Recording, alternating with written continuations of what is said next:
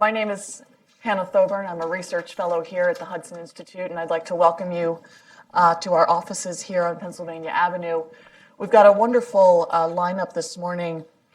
Two of the folks that I think are really the best analysts out there on what's going on in Russia, who the leadership of Russia is, and where things are really heading.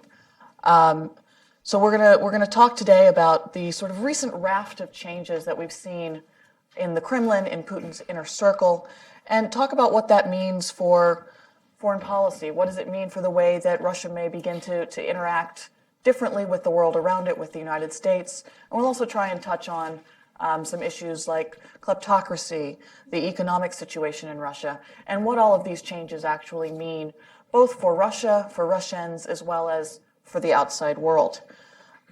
So to my left here, Brian Whitmore has joined us here in DC this week, all the way from Prague, Czech Republic, where he is based as the senior Russia analyst with Radio Free Europe, Radio Liberty. And we'd like to thank Radio Free Europe, Radio Liberty for collaborating with us on this event. Brian is a senior Russia analyst there, the author of the Power Vertical blog, which I would highly recommend to all of you as both your morning reading as well as you host a lovely sort of little 3-minute podcast every morning that kind of catches people up to date on what's been going on in the Kremlin and in Russia.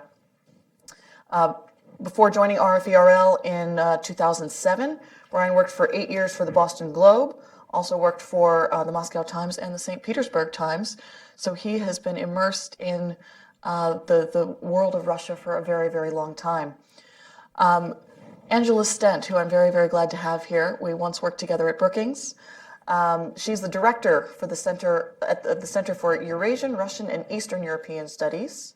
Series, I think, is the easy way to say that. Is a professor of government and foreign service there at Georgetown University. She's also a non-resident senior fellow at the Brookings Institute and co-chairs the Hewitt Forum on Post-Soviet Affairs. She was also the National Intelligence Officer for Russia and Eurasia at the National Intelligence Council, as well as holding many other distinguished positions in the Department of State. So I want to thank you all for being here today. My thanks to our wonderful panelists. And I'm going to turn the floor over to Brian. We're going to ask our speakers to take about 8 to 10 minutes to present their ideas. Then we'll move into a discussion, and after that into a Q&A. Brian.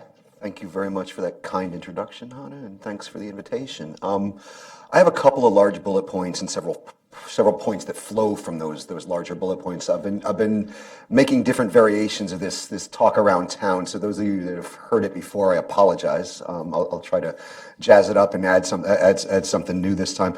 The first point I want to make relates to Russian domestic politics right now, and we've seen what I think in the last year or so, I think we've seen a sea change in the way Russia's governed.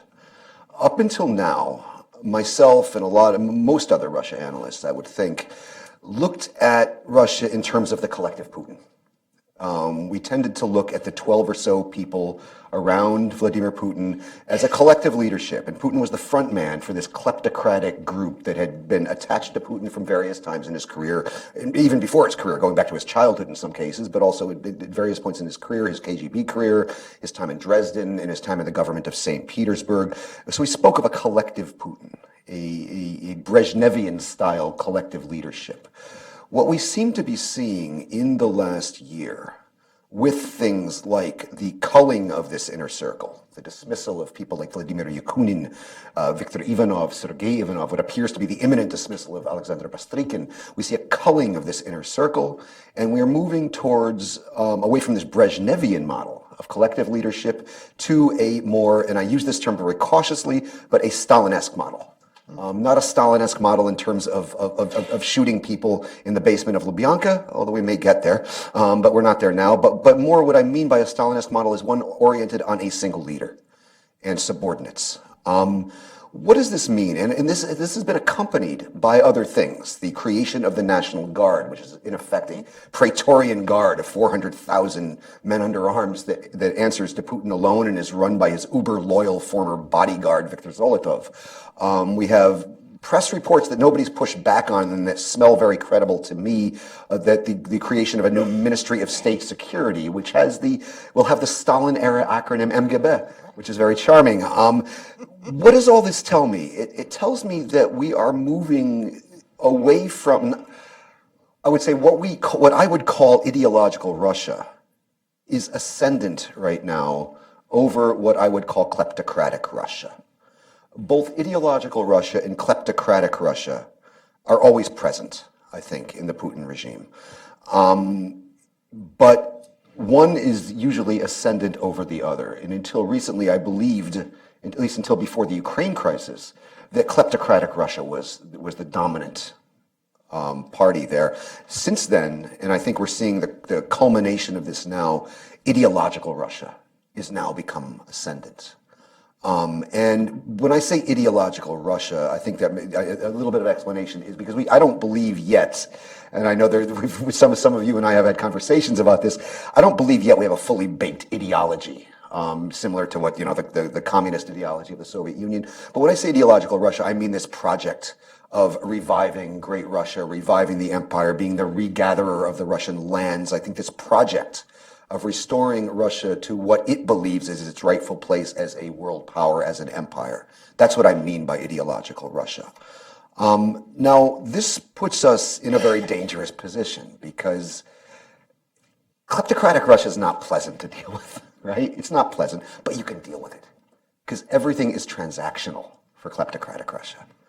Ideological Russia is not transactional, it's aspirational. And ideological Russia wants things which we cannot give it. It wants a free hand in the former Soviet space. And there are those out there in the realist camp that argues this is what we should do and everything would be fine. Well, I would argue, even if that were morally acceptable, which it's not, even if that were geopolitically wise, which it's not, it would be practically impossible.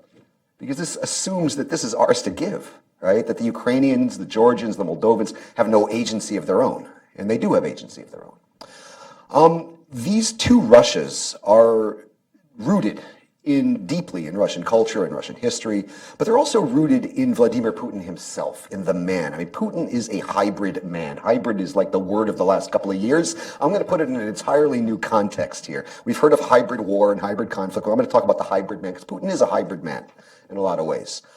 He's a hybrid man in the sense that we think of his KGB past as the key driver of his behavior. I think it is a key driver of his behavior, but it's only one part of the hybrid. The fact that he entered the KGB during Yuri Andropov's reign is actually very significant. But this is one driver. The other driver is the wild 90s of St. Petersburg, of the gangster capitalism. If genealogically Putin's a product of Andropov's KGB, sociologically, he's a product of the gangster capitalism of the 1990s. His DNA was formed in Lubyanka, but his political socialization took place in the shooting gallery, in the gangster's paradise that was St. Petersburg in the 1990s. And I lived there. I remember this. This was a city where a deputy governor was assassinated on Nevsky Prospect by a sniper at a rooftop during rush hour. This is a city where a oil executive was killed with a rocket-propelled grenade on the university embankment in broad daylight. This was a shooting gallery, and it was a gangster's paradise. And Putin not only survived in this paradise, he thrived. This is where he got his feet back after the collapse of the Soviet Union. So you have the spook meets the gangster in a lot of senses here. The operative meets the godfather, if you will. And these two things, the Andropovian Putin accounts for the ideological Russia, and the gangster Putin accounts for the kleptocratic Russia. And these two things are always present, but right now I do believe that ideological Russia is ascendant. How am I on time? Should I get into a little bit of what I think this means for foreign affairs, or should I save that for the discussion? We'll save that for the discussion. Okay. And I think Angela's going to touch on some of those same themes as well. Okay. So we'll move from Brian's sort of very good overview, I think, of what is going on right now, to Angela. Thank you very much. I'm delighted to be here, and I learn a lot of what I know about Russian domestic affairs by watching your wonderful podcasts. I want to react to two things you said and sort of say amen. It's very much when we have this discourse in Washington about are we in a new Cold War or not, or is it Cold War 2.0, people often say, oh, but there's no ideological confrontation. And I always say, now, wait a minute. And I think, you're completely right. Russia and Putin and the people in the Kremlin have clearly developed this new, which I think it's an incipient ideology anyway, which is the nationalism. It's Russia's, right to a great place in the world. And it's also the sort of conservative international, right? Russia is the leader of traditional family values, which are traditional Islamic values, all the things that Putin has been very explicit about. And this doesn't necessarily have an international appeal as Marxism-Leninism or Soviet communism at some point did, but there definitely is an ideological element, and I agree with you that it's being built up, and it's really very facile to say there's no ideological conflict, because there is, and it's something that is developing. And the second thing, I have to react to what you said about the hybrid Putin. I agree completely, and I remember when Putin was first appointed, talking to a very senior person in the White House who said, there are three Putins. KGB man, economic reformer, which you have to put in quotation marks. Obviously, we know what happened in St. Petersburg. And the third one was empty suit. So I think the empty suit's been taken care of, because at the beginning, nobody really understood who he was. But I think those two facets, as you say, are very much there and have come to the fore. I was going to chronicle, but I'm not going to do that now, just the tsunami of things that have happened in the last 10 days between the United States and Russia. I want to talk about the implications of what Brian's talking about really for the US and Russia. But I'm not going to do that because it would take me at least 5 minutes to do that. But just all of the things, the agreements Russia has pulled out of, our accusations against Russia in terms of the hacking, both of the DNC and the leaking of hacked documents to WikiLeaks. Again, our government has now said that, this quite explicitly. And then the to and fro on Syria, the question of war crimes, the question of the Russians accusing the US of bad faith. So it's really the escalation of the last 10 days has been, I would say, almost unprecedented. And I think you see very much this tied to all of these maneuvers that Brian was talking about, the personnel changes. By the way, the one thing I'd be interested in your views on maybe in the discussion is the person who doesn't fit into the mold of putting all these younger people loyal to Putin is Kiriyenko, and I'm interested in how you view him. I remember him when he was first named prime minister at some tender age. I think he was still a millennial. And, he has, he has a different career path, and I'd be interested in that. But it's to shore up obviously the popularity of the Kremlin, to blame the United States for all the ills in the world. And again, this narrative that the United States disrespects Russia, that it doesn't recognize its legitimate interests. And again, Brian was talking about that. But, the real problem here is that what Russia increasingly defines, ideological Russia, if you like, as its legitimate interests, both in its neighborhood in Ukraine and in Syria, is fundamentally at odds with what the United States and most of its allies would accept as being legitimate interests. And this is where you see this kind of the confrontational style and the ramping up of deteriorating relations between the United States and Russia very much at play now. On the other hand, and here I want to maybe slightly disagree with you. So we see the ideological Putin and the US as the enemy, but we have also seen President Putin as being pragmatic and transactional. And so I still think if you look at the conditions that President Putin put when Russia withdrew from the plutonium highly enriched plutonium agreement last week, and said, but we would return to it if you do three things. One of them is reduce basically NATO's troop presence around in Russia's neighborhood to the levels that it was at 2000 before the Ukraine crisis. Secondly, get rid of the Magnitsky Act, which of course again reveals a profound misunderstanding in Russia about how the US system works. And then get rid rid of all the sanctions that were imposed after after the annexation of Crimea and the downing of MH17, and pay Russia compensation for the money that it lost because of the sanctions. So, I mean, we can say these are, highly outrageous demands or whatever the way we want to say it, but it's a benchmark. It's saying, I'm willing to engage with you, i.e. the next president, but only, these are three of the issues I would like to discuss. And I think the other thing that's been on the table since a year ago has been the US and Russia combining together, working together to defeat ISIS. And of course, the Russians interpret our shutting down of negotiations with Russia over Syria, where we were almost, I think, at a point where we might have reached a meaningful agreement, interpret that as saying, well, it's the U.S. that has rejected fighting Islamic State, but, if it can agree that we should work together there, this is, again, the basis of a new deal. Now, of course, we only have one presidential candidate who said that he's interested in dealing with Russia, although he's also said he doesn't know anything about Russia. That was in the last debate.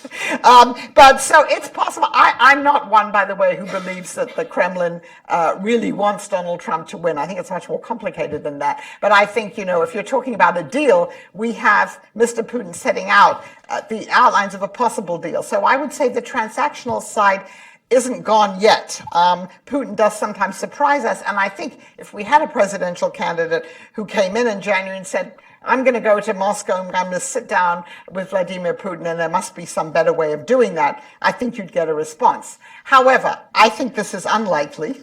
I think certainly if Hillary Clinton wins, it's not going to be the top priority of her agenda to make a trip to Moscow and sit down and negotiate with Vladimir Putin. So I think the likelihood, and I'll come back to what you were saying, is that we will see this, if you like, ideological Russia prevail much more, and that given Russia's domestic economic situation and the fact that there is, even though the population seems to be adjusting to this new normal, there's still a lot of grumbling domestically about what's happening to people, their wages not being paid. We see these isolated protests. So with all of that going on and with no sight of the economic performance improving, Russia's own figures don't show that, then I think the need to continue to portray the West, and particularly the United States, as the enemy and as the cause of all this, plus its fifth columnists in Russia, will continue. And so I would say, as a result of what's been happening and the things you've described,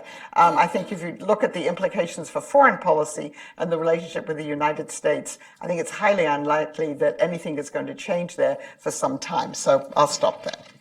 Ryan, did you want to respond? Yeah, I mean, it's on the transactional aspirational front. I mean, the way I saw the plutonium ultimatum, if you will, my reaction was I was only surprised Putin didn't ask for a pony, an ice cream cone, and a free trip to Disneyland. Yeah, this is transactional, but it's things he knows that we cannot, will not, and will not ever give. In terms of Syria, this is another thing that, again, illustrates to me that the era of transaction, while not completely gone, is minimized to the point of being practically insignificant. If you look at that Syrian ceasefire, that Secretary Kerry worked very hard for, to his credit. If you look at the fine print of that thing, and not just, don't take my word for it, very serious Russia analysts in Moscow, people like Vladimir Frolov, looked at that and said, oh my God, I can't believe the Americans just gave us everything we wanted. Everything. And then what does Russia do? The ink's barely dry on the thing, and they start the assault of Aleppo violating. To me, that was the week that Putin gave us the finger. He basically was flipping the bird at us. I really think that was what that was all about. The plutonium agreement and Syria was one thing after telling me the age of even thinking about transactions is pretty much over, because I think Russia's goals right now are very maximalist. And in terms of foreign policy, I think they first and foremost, they are nothing short of the destruction of the European Union. And I can get into that in the later discussion about foreign affairs, or I can get into it now. I don't know, Hannah, if you want to come in with No, questions. I do want to sort of go back to what we were talking about when you both started. And let's take this idea of transactional versus, how did you term it? Aspirational. So if we're looking at all of the changes that have happened, how do you see things like the replacement of the older generation that Putin had long surrounded himself with, the people that he knows from childhood, the people that he knows from his time in St. Petersburg? Why is it now that they're suddenly, after 15, 16, 17 years, now they're finally, as I call it, renewing the cadres in a kind of Stalinist way? They're finally getting over the idea and sort of saying to the rest of Russia, we're not going to go through a Brezhnev-like stagnation. We're not going to keep the same people there.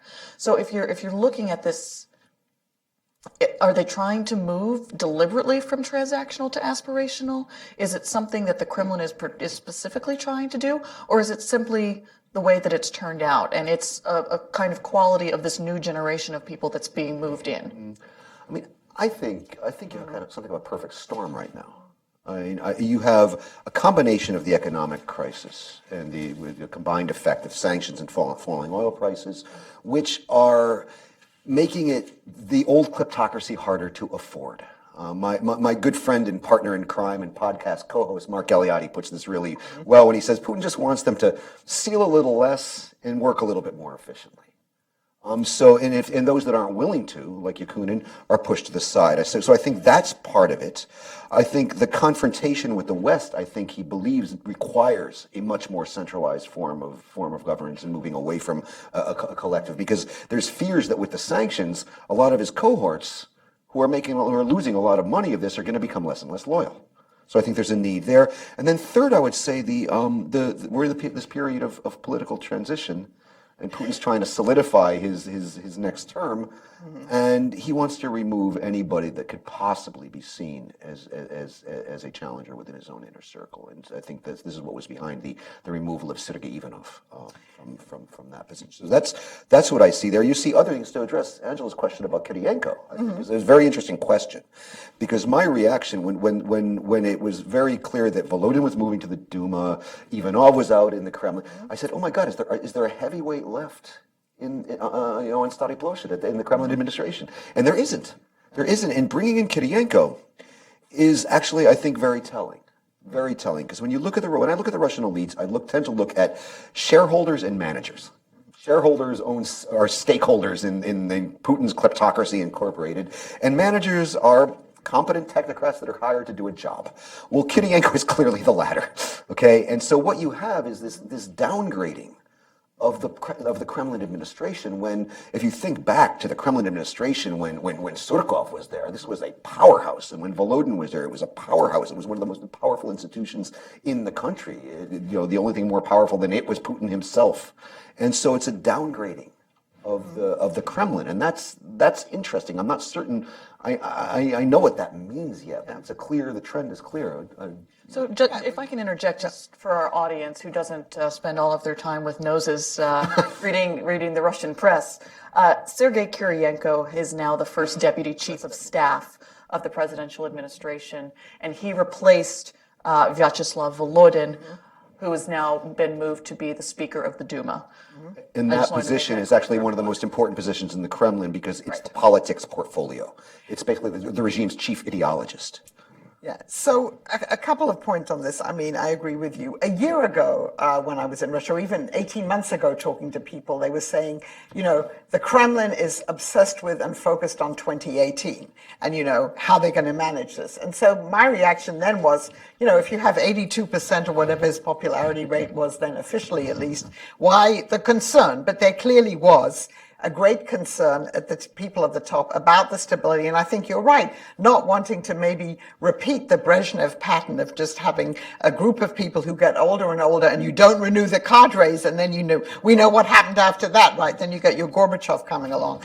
So I think there was concern about that. And so you put in place younger men, they owe their careers to Putin. They don't have, in a way, an independent base like someone like Sergei Ivanov or Yakunin or people like that had, even an independent economic base. And therefore you have, you're more assured of them. And you've talked about the creation of the National Guard, the possible resurrection of the KGB. So all of these things, they're not really the hallmarks of someone or of people who are really confident in the durability and stability of their own system. I mean, we know very little about what goes on inside that black box, which is the Kremlin, but clearly if you look at those outward signs, that would suggest that to you.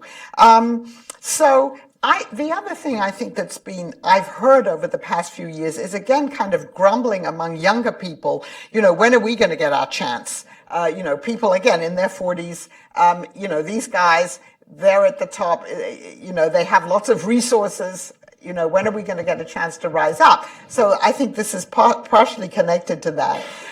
Of course, what's happened since in the last couple of years is more and more people have left, right? Who are wealthy, who are educated, and who feel that they don't really have a future in this particular system. They may at some point, but not yet. But then my question to you is there any significance in the fact that the one group that still, is one of the groups around President Putin, and maybe this is part of a hybrid system, are the, more or less economic liberals, the people who believe, like Kudrin, like Greff and others, that actually Russia needs to have greater economic involvement in the West, and who have very cautiously, at least Kudrin has, criticized a foreign policy which antagonizes the West so much that it makes it very difficult for Russia to modernize and develop. Is this all just for show?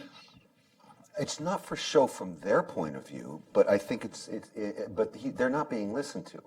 Putin keeps them around, but he doesn't listen to them. He had Kudrin draft that wonderful economic platform that was just basically ignored. Yeah. So I think he likes to keep them in reserve. Putin likes to keep his options open all the time, but right now he's not listening to these people. And I think this points to kind of a fundamental problem of economic reform that is not unique to the Putin era. I think it's kind of an eternal Russian problem. But there's kind of a modernization trap that Russia's in a sense where the economics are hostage to the politics, because it's been long said that Russia needs to diversify its economy away from hydrocarbons. It needs to decentralize its economy, create centers of entrepreneurial excellence and so on. But when you do that, by definition, you create centers of political power. And this is intolerable to this elite. So it's that they must, from an economic point of view, they must reform this economy. From a political point of view, they can't, if this regime is to stay in power. And there's no way to square that circle. And if there's anything Putin does not want to become, he does not want to become Gorbachev. And he will risk becoming Brezhnev if that will save him from becoming Gorbachev, if you will. And I think you're absolutely right, Angela, about what he's doing, bringing the younger cadres in. It's like, the way I put it on my blog is that he wants to be Brezhnev and not be Brezhnev at the same time. So he doesn't want the entire elite to ossify. I guess he'll ossify by himself, and he'll take Botox to hide the effects of that, or at least the visible effects of it.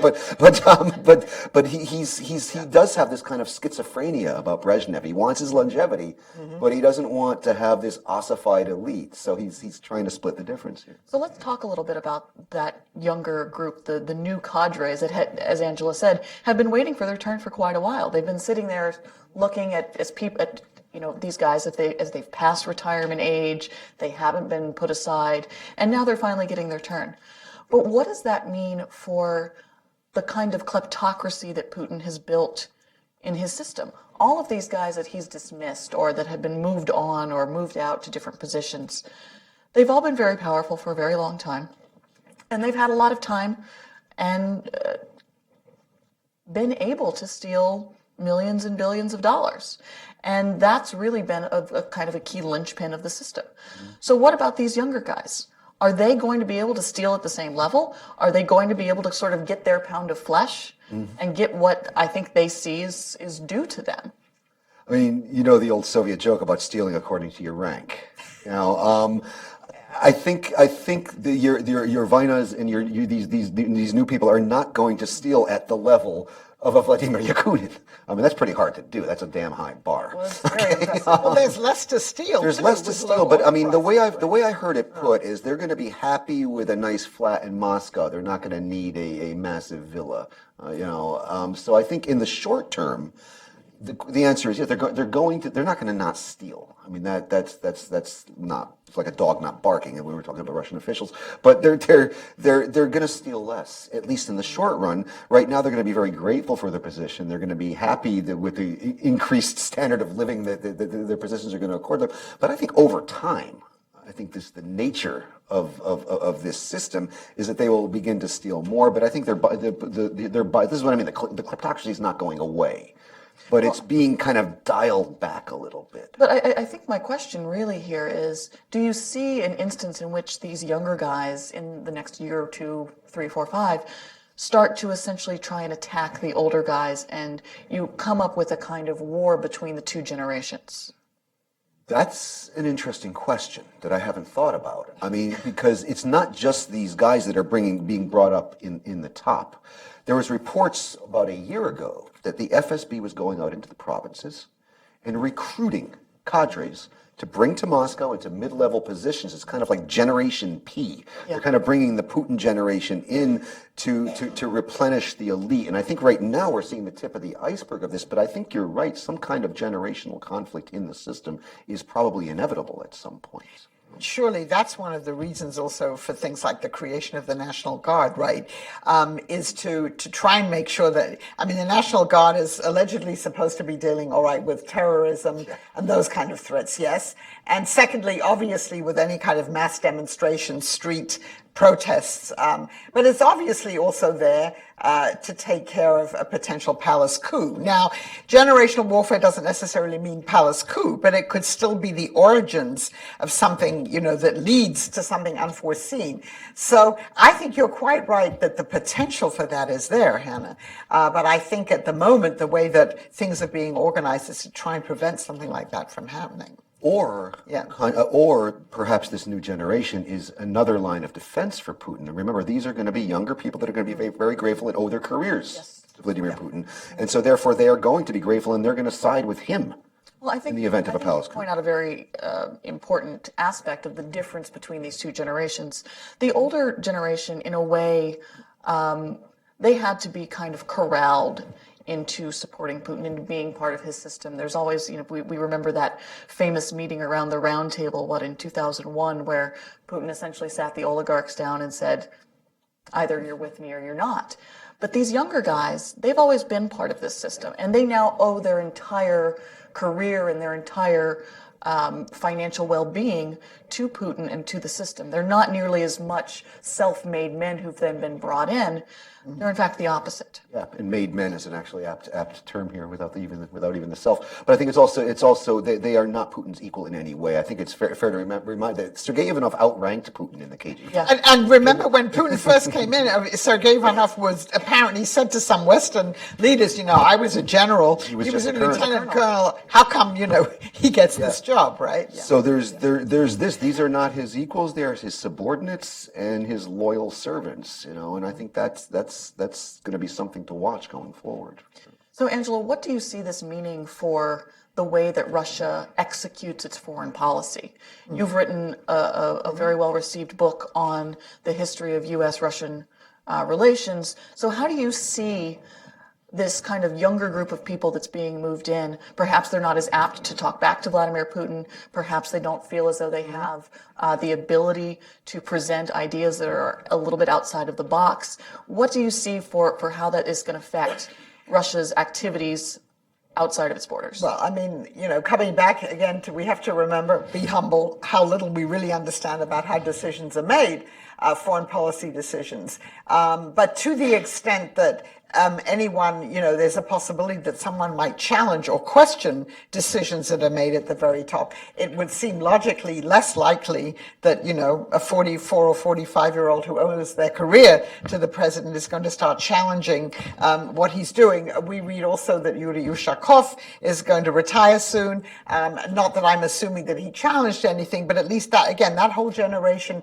that has a different foreign experience than these younger people. And in fact, most of these people have very little foreign experience. So I think in terms of foreign policy, if anything, it would probably mean less sort of restraint on what the top decision maker wants to do, and also a generation of people who, even though they were alive during the Soviet period, probably have bought into very much the narrative that now everyone espouses, the ideological narrative about the West basically as the main adversary. I mean, it's certainly true of the millennial generation that seems to have bought into this despite their ability to access the internet and travel. I would think it's even more so of this kind of true of this middle generation. So I don't see any reason, if you look at these people, to think that there's going to be more of a debate about, maybe even the kind of things that Yevgeny Primakov was writing and saying before he died.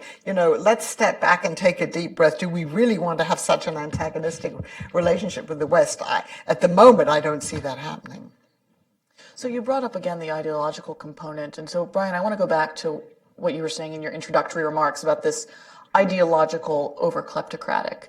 And as you were sitting there speaking, it sort of was thinking about the case of Vladimir Yakunin, the former head of Russian Railways, longtime associate of Vladimir Putin. And when he was made to retire, he was given the option of, I believe it was a senatorship in the Federation Council, and he said, no, I'm not interested. Well, what has he done since then? He's now opened up a think tank in Berlin, and it's very ideologically focused. He's also been involved, even while he was the head of Russian Railways, in this dialogue of civilizations. Right. He's also been very involved with the Orthodox Church and some of these kind of very conservative movements. So do you see his case as something that Putin may be trying to replicate with some of these other guys who've been pushed out, sort of saying, you've got your money, you've got your nice lifestyle, let's move it on and do something really for Russia?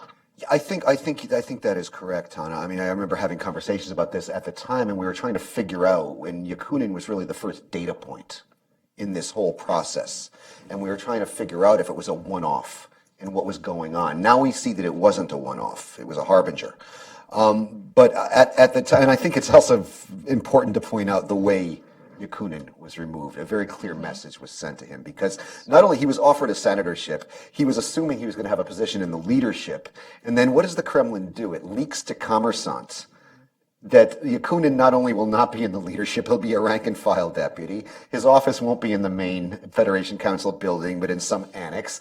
And you really want to insult a Russian oligarch? His car is not going to be a Mercedes or a BMW. It's going to be a Ford Focus. I mean, this was, they certainly put him in his place. And I think he got the message. The man's not a fool. He wasn't born yesterday. He wants to keep his money. And they're being allowed to keep what they already stole, as far as I can see. But now he's being required to give something back. And this is something that he had been doing previously, and he seems to enjoy doing and believe in doing. But he's one of the point men in the kind of the recruitment of the far right in Europe, which is part of what I would call a broader non-kinetic war against the European Union that's going on right now. So he's playing an important role in carrying this forward in terms of the policy output of this change in the domestic arrangements. So yeah, I would agree with that. So that perhaps is a good segue into what you wanted to talk about some minutes back, about Russia's sort of looking at the European Union as a major threat and wanting to destroy it, as you say something to that? Yeah, no, I mean, what's the main foreign policy goal right now? And actually be interested with what both of you have to say about this, is that, because what I think right now is that Russia's at war with Europe. Russia's at war, and I say with Europe specifically. They're at war with the West, but really they're at war with the EU, because the European Union, the very existence of the European Union, is a domestic political problem for this regime. the existence of a kind of transparent form of governance, an open and democratic form of governance, close to Russia's borders, which acts as a magnet on the best and the bright for the best and the brightest in Russian society, is a danger to this regime. An alternative form of integration that's based on consensus among co-equal partners is a direct challenge to the kind of coercive nature of integration that Russia's trying to pursue in the former Soviet space. It's even an affront to their worldview, because in Russia's worldview, they want to party like it's 1815. They want to return to the age of empires. Small nations have no agency. Nations do not, in a co-equal way, choose to integrate themselves and act as a political unit. There has to be some empire running this. And this is an affront to the whole way they see the world and the way they think the world should operate. And so for that reason, the fact that the EU is a domestic political threat, it has to be destroyed. I think they've come to this conclusion. I think the obvious time they came to it was around the time Ukraine was going to sign the association agreement. I think that doesn't take a brain surgeon to figure that out, right? But they're trying to destroy it, and they're using a whole series of non-kinetic methods. Among these is this financing of the far-right parties, and Anton Chekovtsov has done just brilliant work on this, and he has a new book coming out that I'm really looking forward to. Agnia, who's here, has done great work on this, but this is one aspect of the non-kinetic war. Another aspect, of course, is the information, which has gotten a lot of attention, and Peter Pomerantsev and Edward Lucas and Michael Weiss have all done great work in this regard. But one of the things I always point out on this one, because there's so much fetishization of the information war, it's just one weapon in a broad spectrum of tactics that I call the weaponization of globalization. Right? Because we're talking about the weaponization, not just of information, we're talking about the weaponization of electoral politics, the weaponization of corruption, which, Hannah, you and the Kleptocracy Institute have done a lot to shine a light on. And this is one way where kleptocratic Russia isn't going away. Because sometimes kleptocratic Russia and ideological Russia work hand in glove. Because Russia's essentially weaponized corruption as a form of statecraft to create elite capture in Europe and create these ready-made networks of influence in Europe through gas deals, through I say that the corruption is the new communism. The Kremlin's black cash is the new red menace in many ways. We have the weaponization of organized crime. And my good friend and cohort in crime, Mark Galeotti, has done great work on this. Russia's not a mafia state; it's a state with a nationalized mafia. Putin's deal with organized crime, and he knew how to deal with these people because he dealt with them in St. Petersburg, right? He dealt with them as a partner in St. Petersburg. But when he came to the Kremlin, he basically gave him a deal. You guys do your gangster stuff. Just don't embarrass me. Don't embarrass the state. No more shootouts in the street. No more rocket-propelled grenades on the university embankment. But you do your gangster stuff and you make your money. But someday I'm going to call in a favor. Someday I'm going to want you to smuggle weapons to Donbass. Someday I'm going to want you to do some wet op in London and knock off a troublesome dissident with polonium. Someday I'm going to want you to kidnap an Estonian law enforcement officer who's getting too close to our operations. Someday I'm going to want you to raise money for operations I want to do without fingerprints on. And so this is, in a sense, that organized crime has been weaponized. And all of these things are aimed at one goal, I believe. The cyber attacks, again, is another. I mean, they've weaponized the internet. It is all aimed at undermining and, I think, ultimately destroying the European Union. I think that is the goal. I don't think it's NATO. I don't think it's the United States. In fact, if there weren't a United States or a NATO, they'd have to invent them. I think, quite frankly, they like the fact that we're out here. We're far away and not a threat to them, but yet we're the perfect foil. You know, it fits into this narrative of how they see the world, the two great empires clashing and controlling their vassals. But the European Union is a problem. It's a big problem, and they're trying to undermine it, they're trying to destroy it. And I think this goes directly to American interests. If you believe, as I do, that a strong, united Europe is a good thing for the United States, then I think this is something we need to pay a lot more attention to and work closer with our allies in pushing back against.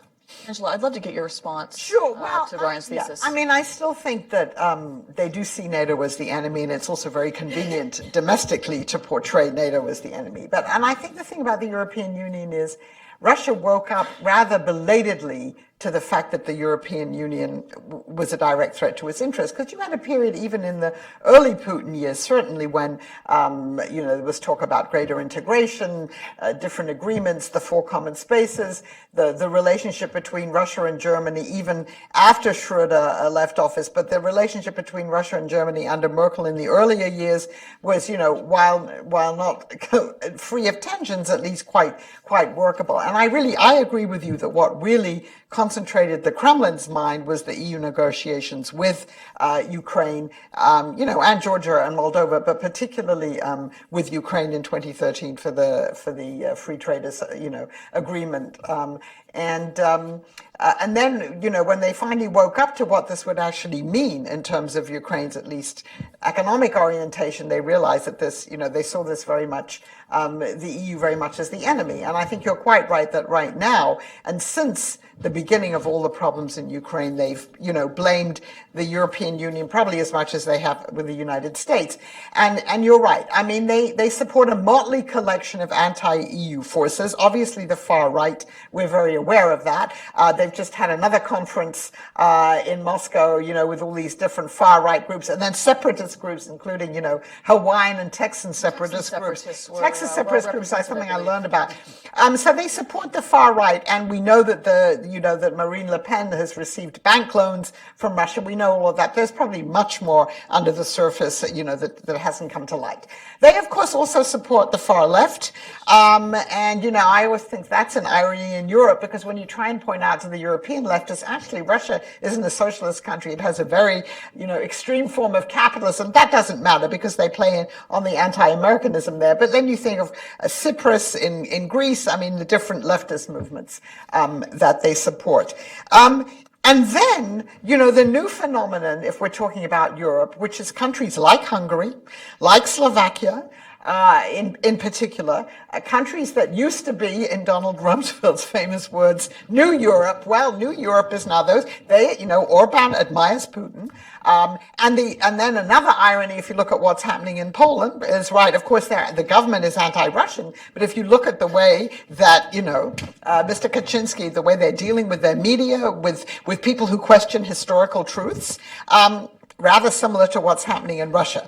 So it's a very complicated patchwork, and I think they've realized in the Kremlin also that there's fertile soil there. Now, what makes this all worse, and let's tie this to Syria now, it's the refugee crisis, right? So one of the reasons why the EU is so much at odds with each other is because of, again, particularly some of the Central European countries, not wanting to adhere to EU rules about what you should do with migrants. And what's happening now in Syria is exacerbating this crisis, and has been for the past year. So again, that's all very complicated. Germany, there's been direct interference in the German political system.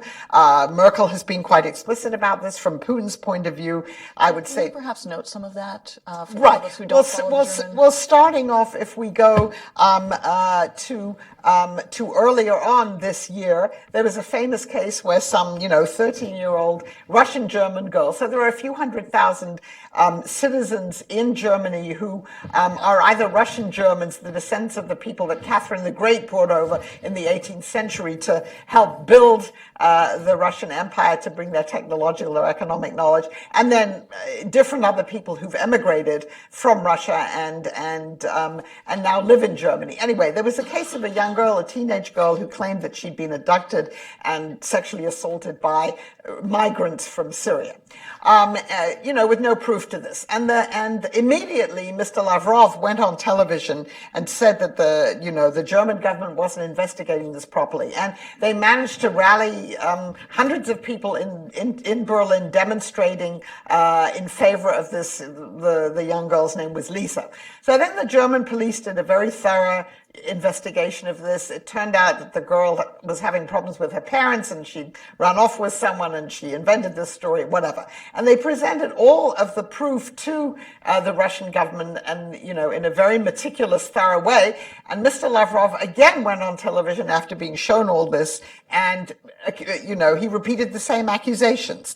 So that's one thing. And then there are just a lot of stories now that in the German media, there are articles, there are groups, that they call them in Germany Putin versteher, which really means a Putin understander, but in a very specific German way, which means not only to understand someone, because presumably we also hopefully understand some of this, but to understand and then kind of sympathize with. But there are lots of ways in which, and this goes back to Peter Pomerantsev and all of the other things you've talked about, the use of the media. And then let's talk about anti-shale groups, anti-fracking groups, so that on the energy side, there's stuff going on. So, and the Germans, I think, certainly feel that they've been vulnerable to some of this. So what this creates in Germany, and let's now link it back for a minute to, or in Europe, to what's happening here with all the hacking is, again, this sense of uncertainty and trying to expose Western governments as really not being competent, not being democratic, and not listening to the people's will.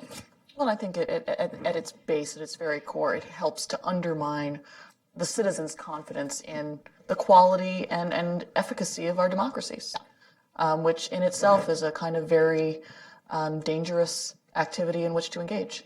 So I think we're going to go ahead and move to questions. I hope you all have got some wonderful questions prepared here. One thing, and we have, Brexit. So even if, there's no direct links between what happened in the vote in Russia, I mean, obviously Brexit is something that, at least from a political point of view, has been welcomed in Russia, although economically it's also a little bit more questionable anyway. All right, so we'll move to questions. I would ask that when I call on you, you would please stand, give us your name, your affiliation, and then please keep your question an actual question and not simply a rambling statement. I hope there will be a question mark at the end of your sentence. So the gentleman here in the glasses, microphone is coming your way. Art Marcoy's Richard Richards Foundation.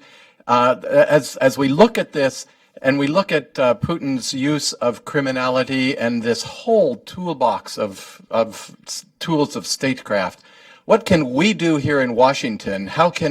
Is there any movement to use our full tool chest, including FBI, DEA, money laundering investigations, things like that? Can you kind of address that, please? Thank you for that question. This is something I'm trying to initiate a kind of a conversation among Russia watchers about that, because what was missing from all of the things I tried to lay out there about what Russia's trying to do in Europe, what was missing was the что делать part, the what is to be done. And I mean, right now, the best I can come up with is we have to have some kind of modernized form of containment. Now, what does containment look like in the 21st century? What does containment 2.0 look like? Because we're not dealing with a situation with two hermetically sealed blocks, like we were during the Cold War when it was much easier to conduct containment. Now we're dealing with a country that's deeply integrated into our economy, that freely travels here, has free access to our information space, our financial markets, and so on and so forth. So how do you do this? Well, one thing we have to, right from the get-go, understand is this is not just a job for the defense arms of government. This isn't just a job for the Pentagon and for state and for the CIA. This is a job this has to have a whole of government approach across the board, and it has to have a transatlantic approach. So I think we need to strengthen the transatlantic bond and strengthen the bond across the full spectrum of the government, and that's not easily done to get everybody mobilized on this threat. The first step is the recognition of the threat. I think we're getting there. The next step is to get this sense of a whole of government approach across the board involving law enforcement, regulatory agencies. There's things we can do. Why are we selling Russia the software and hardware that they're hacking us with, for example? Maybe it's time to think about a new COCOM. Maybe it's time to think about that. Now, this runs into difficulties because, let's face it, a lot of people are making a lot of money selling stuff to the Russians and buying stuff from the Russians. So there's a lot of difficulty ahead here in persuading people. But there's a serious national security issue here, and sometimes national security has to override commerce. So this is where this is more to begin the conversation right now, but I think we need to start thinking in these terms. Mm-hmm. Anything to add there, Angela? Well, I would just add, we can start in Washington, D.C. I mean, obviously we have a system with lobbyists and firms that can do things, and probably that's not going to change. And then just being much more aware in some think tanks and things that go on, even in Washington, where the money comes from and how much of this is being supported by Russian money that isn't transparent.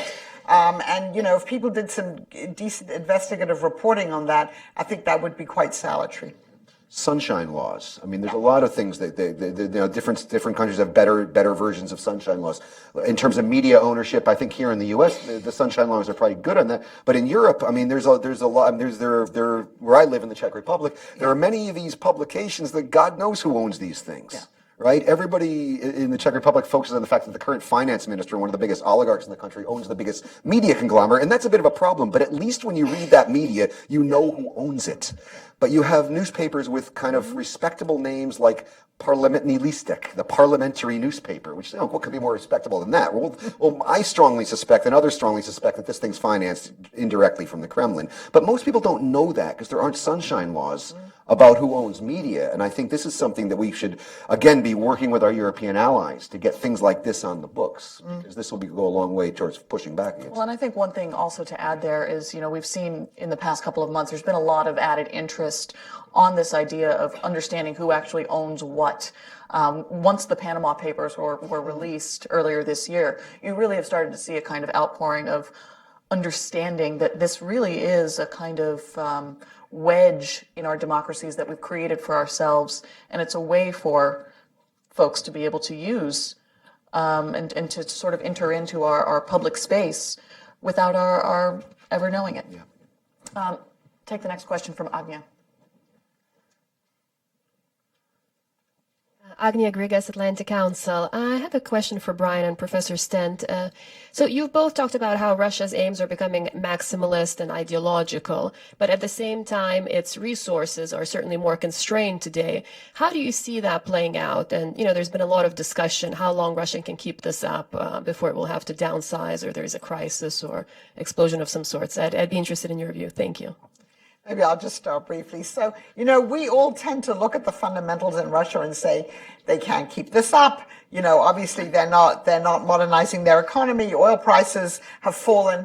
But the thing is, we often underestimate Russia's ability, and certainly under Vladimir Putin in the last few years, you can see that, to whatever, phrase you want to use, punch above their weight, or to do with limited resources to have an impact that is much larger than what you'd think they should have given their resources. So, if you look in Russia's neighborhood, right, Russia is a superior military power there, obviously, and therefore it's been able to do in Ukraine what it did, because it's not going to meet opposition from the Western militaries. Or if you look at what it's done in Syria, there haven't been that many, as we know, as far as we know, casualties from that, and it's been quite effective. So I would say, and I say this from many years of experience of doing scenarios about Russia, we often tend to think that things are going to get worse more quickly because we look at the fundamentals and we just maybe miscalculate it. The leadership's ability to, rather successfully use the limited resources they have. In the longer run, if they don't modernize the economy, they will become increasingly less capable just in terms of what's happening around them in their neighborhood. But the time period there may be much longer than you would tend to think. You can always count on Agnia to ask a very intelligent question that's impossible to answer. But I think you do hit at the heart of a lot of this, because I've cried wolf so many times that I'm going to stop crying wolf. Okay, because as I say, I've been saying for the last couple of years, how much longer can they do this? How much longer they can do this? Just a couple of points. Putin does appear to be ignoring reality. He's not paying attention to the economic reports from people who understand the economy, not the people who are fantasizing about the economy, but the people like Alexei Kudrin and German Gref who understand the economy. He's not listening to them. He intends to continue on this course. Now, is that viable? Well, all the trend lines are going in the wrong direction for him. All of them. And this leads me to the question of... Yet he continues. Mm-hmm. And the question is this new generation of Russians different?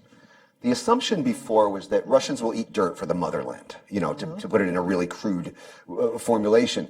And my assumption, this was certainly my assumption, like around the time of the Bolotnaya protests and then the year after, that this generation was somehow different. This generation that grew up in the post-Soviet environment, that grew up in the widest spread prosperity that Russia's seen in its 1,000-year history, that this generation was somehow different. They're going to become as spoiled as we are. Yeah. Because we would have no tolerance for this, and our European colleagues would have no tolerance for this. We expect a higher standard of living. The Russians are different, but maybe this generation is actually Russia's first European generation, if you will, and maybe they won't tolerate it. But what we're seeing so far suggests that that is not the case, that they are tolerating it. That Krim Nash, trumps, the television trumps the refrigerator, if you will. If you put it into like the way this has been formulated in Russia, that the battle for Russia is a battle between the television and the refrigerator. The television is winning. But I think in the long run, reality is going to have to win out. The economic reality of the situation is going to have to win out, and they're going to run out of money for this. But I think in the short run, they can do a lot of damage. I have no doubt about who is going to win this standoff. We've seen this movie before, right? I have no doubt in the long run who's going to win this standoff. What I'm concerned about is the short and the medium term, because they have it in their ability right now to do enormous damage to us in the short run, up to and including the destruction of the European Union, which I think is a very real threat. I don't think I'm engaging in hyperbole when I say that is their goal, and I think that it is actually something that could happen. The young man here in the front. Jason Berger, I work on the Hill. Dr. Stent or Mr. Whitmore, I can't remember which of you mentioned this, but one of you said that the Kremlin is not necessarily completely in favor of Trump winning. And could you? I concur with that. I concur with that. Can you comment a little bit more on that? Why would that be mixed in any way? All right, so it might seem counterfactual to say that because, well, we know that President Putin last year used the word yarky, which doesn't mean brilliant in terms of intelligence, but it means kind of bright, colorful, etc., to describe Mr. Trump. And Mr. Trump then said, Mr. Putin has said nice things about me, and we know that Trump has said that he believes Putin's a strong leader. But Vladimir Putin is not. Is a smart man. And I think they understand in the Kremlin that, how can I put this delicately, that Mr. Trump isn't entirely predictable. So that even if you have a man who now says, I'm going to come into office, I'm going to do a deal with the Kremlin, I'm going to go there, I'm going to sit down with Vladimir Putin. He's also said things like, South Korea and Japan and Saudi Arabia should get nuclear weapons. He said things like, if somebody bullies us, we're going to, use nuclear weapons. So there's that element there that's not entirely predictable. So, we have a pretty good idea of the way the Kremlin views Hillary Clinton, which is not positively, given the history with her. But on the other hand, I think they understand that it's pretty predictable what she might do. So that's why I say I think they're enjoying the spectacle now of our own election, and I'm sure when they were watching the last debate, that would reinforce for them the message they're sending out that, you think this is a country that's a paragon of democracy and rule of law, think again. But I think in the sober light of day, I think they'd have lots of questions about what it would mean to have a Trump presidency. I would concur with Angela on this. I think what they're trying to do is to undermine, as Hannah pointed out, our confidence in the democratic process, in the viability of our own institutions. I think they're trying to create equivalency. I think they want to, at the end of this election, especially if the Trump forces claim there was fraud, it was stolen, then they can say, see, you're just as bad as we are. Mm-hmm. You're just as bad. Everybody's the same. We're all cynical. There's nothing special about you Americans. There's nothing special about the West. Everybody's cynical. Everything's for sale. And so I think that's what they're trying to do. They're trying to, and I'm worried that there might be a degree of success in this. I think their goals in Europe are quite different. I think they're trying to help people win. I think they want a Le Pen win in France badly. But I think in America, I think, they're just trying to undermine our confidence in the system. The good news there is that I think we have it in our power not to lose confidence in the viability of our institutions. And I think we have to kind of keep cool heads through this. Keep calm and carry on, to use the famous British phrase, because I think that it is in our hands to not give him what he wants here. I saw Kathy had a question over here. I'm Kathy Kosman, U.S. Commission on International Religious Freedom. My question had nothing to do with religion, but I wanted to ask two questions. One about, Paul Goebel has pointed out that recently Buryatia has gone around the Kremlin to invite Italian trade representatives directly to Buryatia. So I'm wondering how that might play out in the long run vis-a-vis regionalism inside Russia, which of course has immense potential, and of course overcoming the sanctions effects. and the other has to do with longer term, possibly, popular reactions to the way the Kremlin chooses to spend money, i.e. that there's been a vast reduction in spending on public health and education.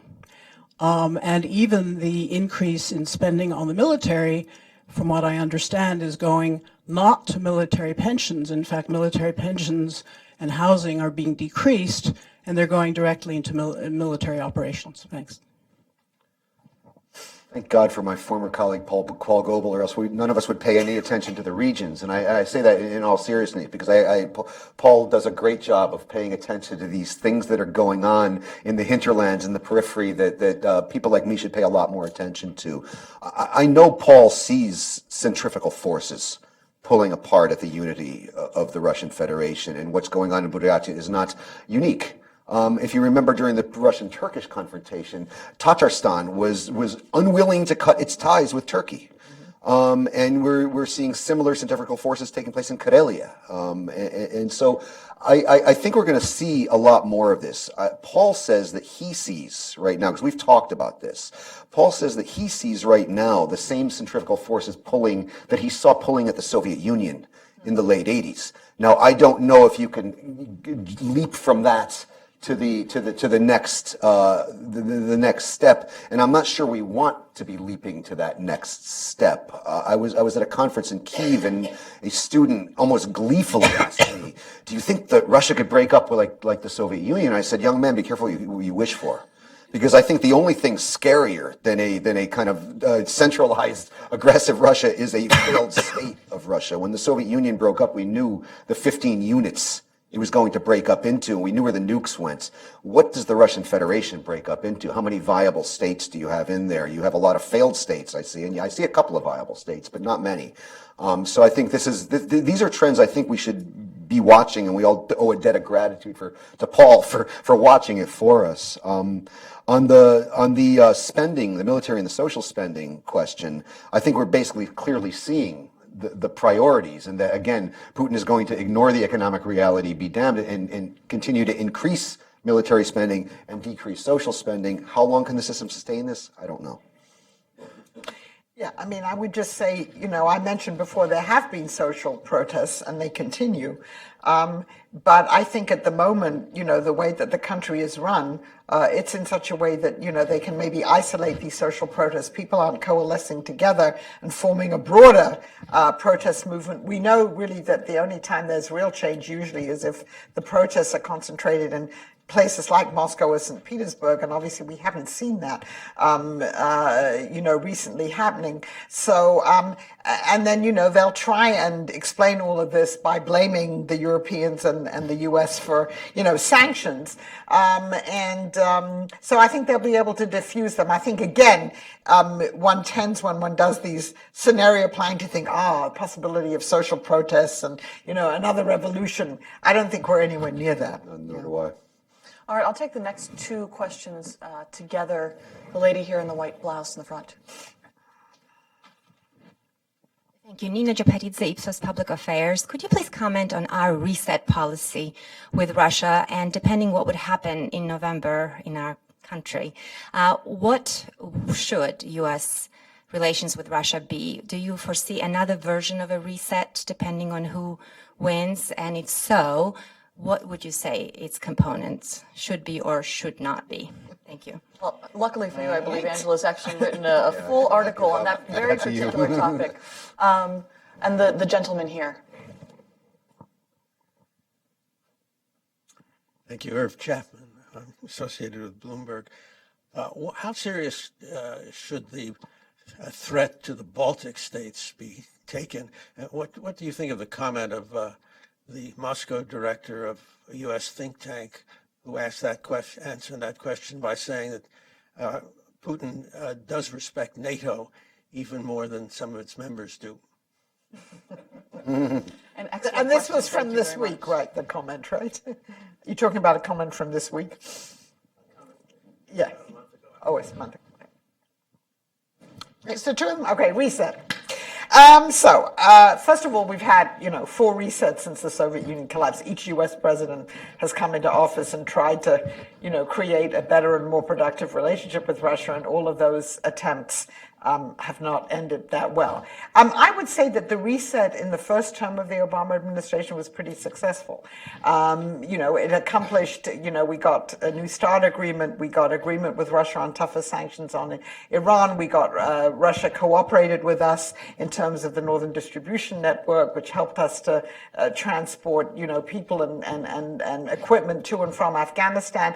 And so there were a number of areas where it worked. But the problem was that you were then dealing with President Obama, obviously, and then a President Medvedev. And even though we know that Prime Minister Putin was still the ultimate decider, those two presidents negotiated with each other. And the Obama administration, I think, in retrospect, should have made more of an attempt, at least to reach out to Putin, because we now know, if we listen to what's said, there's a lot of resentment about that, and European leaders understood that better.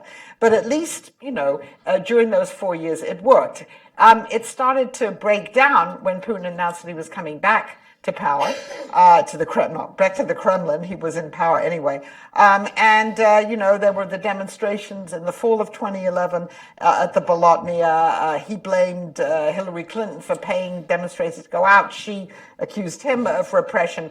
And then, even though the Obama administration certainly tried in 2012 to engage with Putin and the Kremlin, whenever they sent people out there, they came home empty-handed. And then we can go through the litany, obviously Edward Snowden, and all of the other things that happened, and obviously Ukraine, and since Ukraine it's been much worse. So, but I think you can't dismiss it and say that it was a failure, because it wasn't a failure in the first administration. I think we're now in a very different position, because I think it's quite clear with everything that we've been talking about that there's certainly a different view from the Kremlin about the nature or the desirability of cooperation with the United States. So I think it's not very likely that we're going to get another reset. And personally, I don't think it would be a good idea to go out and start trying to engage on a wide level of discussions with Russia, unless we're pretty clear that there's an agenda that they're serious about and where we can really engage in discussions. And we're so far apart at the moment. So I would expect a continuation of the situation we now have, in a way, irrespective of who gets into the White House, but particularly if it's Hillary Clinton. I would certainly concur with everything Angela said. I despite how critical I am of Russia and the danger that I see emanating from it, I don't think the reset was it was a calculated risk. It was a calculated risk in that it did give us some deliverables that Angela pointed out, but I also thought it was a calculated risk in terms of playing to the side of the elite that does want to do business with us, and that is not this ideological side of the elite. And I think that what happened in Russia was not preordained. It was not preordained. Things could have gone in a very different way. That said, I would wholeheartedly agree with you that I think a reset at this point in time is a very bad idea, and I don't think we're going to see it. Because Russia is not in a transactional mood right now. It's in an aspirational mood. It's in an ideological mood.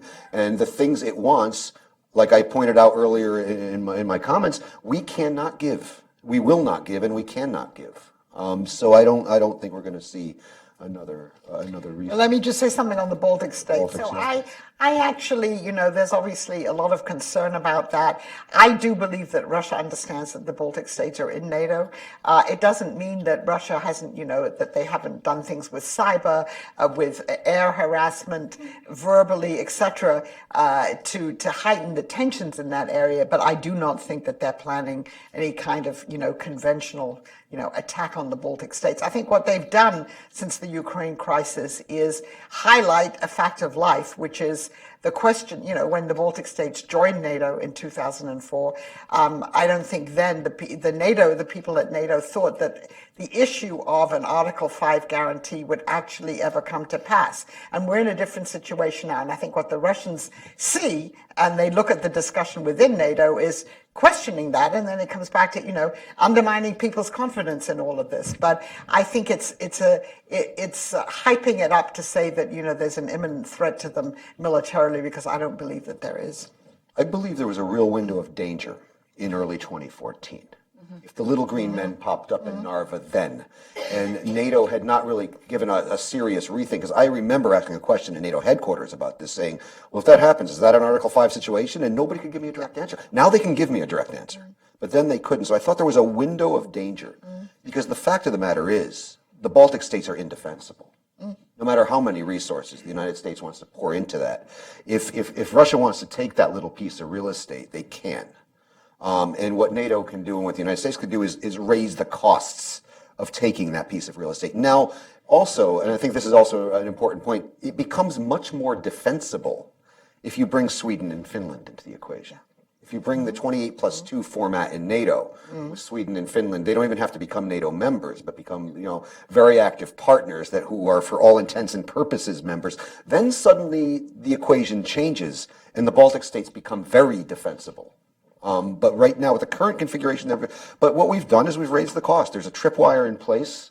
Those 4,000 troops on the border are not going to repel a Russian invasion. What they do say is, if you want to take this, you have to kill Americans, and you have to kill Brits, and you have to kill French, and you have to kill Canadians, and that suddenly globalizes the conflict. And they're not fools. They're not going to go there. I think what we're going to see in the Baltics is a continuation of the asymmetrical, non-kinetic tactics we see happening elsewhere in Europe, which I think are also very dangerous and very insidious. But I don't see a danger of it going kinetic at this point. All right, so I'm going to try and take this last round of questions all together so we make sure to end on time. We'll start, there's a sort of row of three gentlemen there towards the back. Hello, Mitchell Pullman. I just returned from 6 weeks of elections observing in Russia for the OSCE. My question has nothing to do with that, actually. I was based in Samara, but based upon conversations I had with many people in Samara, it seems to me the fault line is a less generational political fault line than it is, shall we say, cosmopolitan versus provincial. People who work in businesses and have contacts with foreign nationals or deal with people overseas who maybe were educated overseas versus people who have little contact with people from other countries. And the cosmopolitans, the proportion of people who fall into that cosmopolitan camp are, to me, surprisingly large. And so when you talk about this generation, how long will they tolerate this situation? I think it's really more those people who understand, who have day-to-day dealings with the West, who are really the key to the situation. And I'd also like to just quickly point out there was a very interesting foreign agent case that was settled this week that got little attention. A club of American alumni in Samara were charged with being foreign agents based upon a dance video that they had posted on social media. You can laugh, but these are people who work in businesses. The gentleman who organized it has an insurance company. These are not political activists. It makes it very different from other foreign agent cases. So I'd like to, hear your comments on that. So if you could pass the mic to the gentleman sitting next to you. And again, please keep your question short. Yep. I'm Arshad Mohammed, cover the State Department for Reuters. I'd like to follow up on the very first questioner and ask if you can provide any greater detail on how and where the United States and the West can or should push back against Russia, particularly in the economic realm. Do you think that you can get support from the Europeans, who suffer much more from sanctions, for additional sanctions against Russia? And what kinds of sanctions, economic sanctions, would you want to see, if any? Andrew Harper, American University. How should NATO and the European Union counter Russia's asymmetrical warfare? Very small question, that. And our final question to the young lady in the pink here. I have a question to Brian Whitmore. And can you introduce yourself, please?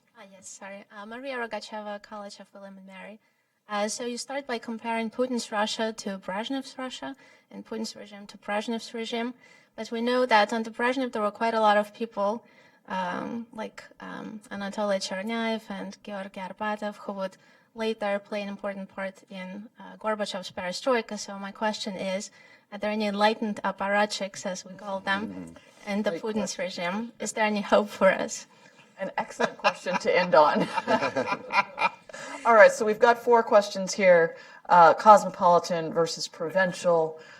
Question on the economic situation, how we can push back, more sanctions. Question on asymmetrical warfare, and then enlightened apparatchiks. Like, sounds like the name of a band. So who do you want to go first?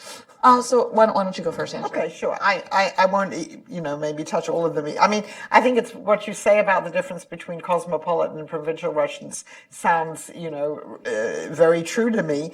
And I think obviously what we should be trying to do to the extent that we can is to engage the cosmopolitan Russians. I think the provincial Russians are maybe a little harder to engage.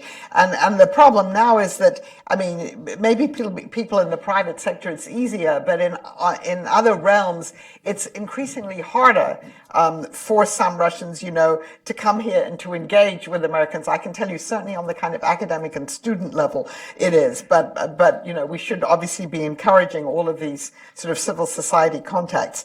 Let me talk about the sanctions now. I think we have to be clear that, I support the sanctions, but what sanctions have done is they've had clearly an economic impact on Russia. They do not have the impact so far of changing Russian policy, even though we know, and this comes back to our first discussion, that Putin would like to have, or the Russians would like to have sanctions alleviation, but they don't seem to be taking at the top level many actions that would encourage that. So I think the U.S., we've just imposed recently some more sanctions against individuals. And that certainly, I think, is on the menu there. And the other sanctions that people are talking about, obviously our government has now said we're going to respond in a proportional way to the cyber attacks. So the other question is, what about the SWIFT system, the international payment system? Do we want to go there? And those discussions have been there all along since the beginning of the Ukraine crisis, but they reoccur, particularly when you've had a week like we've had now. Now, in terms of Europe, it's interesting to me that despite the fact that the Italians and the French and the Spanish and Greeks and many other countries, the leadership and the business class say we've got to lift the sanctions, we've got to start lifting them. Germany, which has been, Angela Merkel has really, held everyone's feet to the fire and ensured that the EU sanctions continue.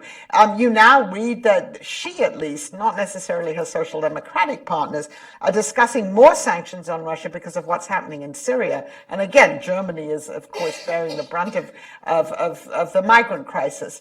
The problem with financial sanctions is you would presumably, and you say the whole SWIFT system, is you would see a continuation and an intensification of what's already there, which is Russia and China thinking about, are there alternatives to a global financial system where we can get out of this and then have a much freer hand, if you like, to operate. So that's, I think, for the U.S. and for its allies is a very difficult question. But I think there's some receptivity in Europe to tougher sanctions, but I think the EU is deeply divided on it, and I think it would. And I think if the U.S. goes ahead and imposes more sanctions unilaterally, then of course that puts pressure on the Europeans if they don't want to comply, but then they have to choose between, the relationship with the United States and Russia. But I would just say here that if you look at what China's doing, even though it officially is against sanctions, the large Chinese banks are basically complying with the financial sanctions because their economic equities with the United States are much bigger than they are, obviously, with Russia. I would argue that the risk of China and Russia creating alternatives is the most important relationship for Beijing is the one with Washington, not the one with Moscow. And I think with the fact that the Chinese banks are de facto complying with sanctions speaks volumes. In terms of the sanctions, I would say we have to differentiate what different sanctions are doing. There are punitive and retaliatory sanctions. There are sanctions kind of designed to change Russia's behavior. And there are sanctions designed at containing the outward damage that Russia can do. And I think we have to start thinking about this. What I would like to see is this almost be made a permanent part of a permanent containment regime. I agree. Things like the SWIFT ban, that's the nuclear weapon. That's the nuclear weapon, and the Russians are really afraid of that. And the beauty of that is it's a nuclear weapon only we have. They can't really retaliate against that. I think we have to, as I said earlier, start thinking in terms of COCOM, the Coordinating Committee, which basically during the Cold War forbid the export to the Soviet Union of any materials that could be used for military purpose or for the violation of human rights. It's a pretty broad thing, pretty broad spectrum of things. Again, to use the example I said before, why are we selling them the software they're using to hack us with? I think the changes in the energy market is actually really important. This doesn't fall under sanctions. But this is having a huge effect. The U.S. entering the natural gas market in Europe, the construction of LNG terminals, not to speak of the shale revolution, and renewables. I don't think we can ignore renewables here. It's a place where Russia is nowhere. And I think this over time is going to take care of itself. I mean, the European energy market is in for a major change, and those changes are not in Russia's favor. In terms of the enlightened apparatchik, there's plenty of them in this regime. There are plenty of them. Not everybody is down with this.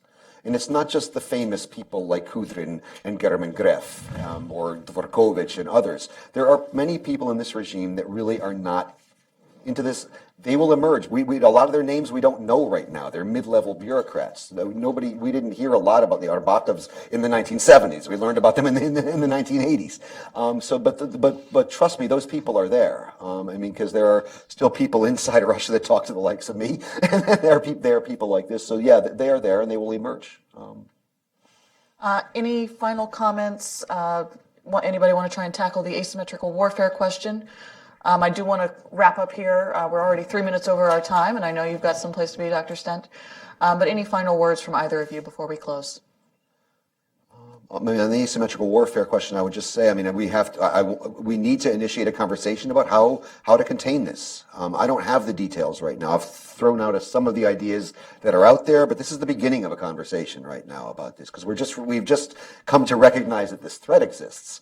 And the next stage now is to figure out what we're going to do about it. So that's how I would wrap it up. Angela? Nope. All right. I'd like to thank you all for joining me. Please join me in thanking our panelists.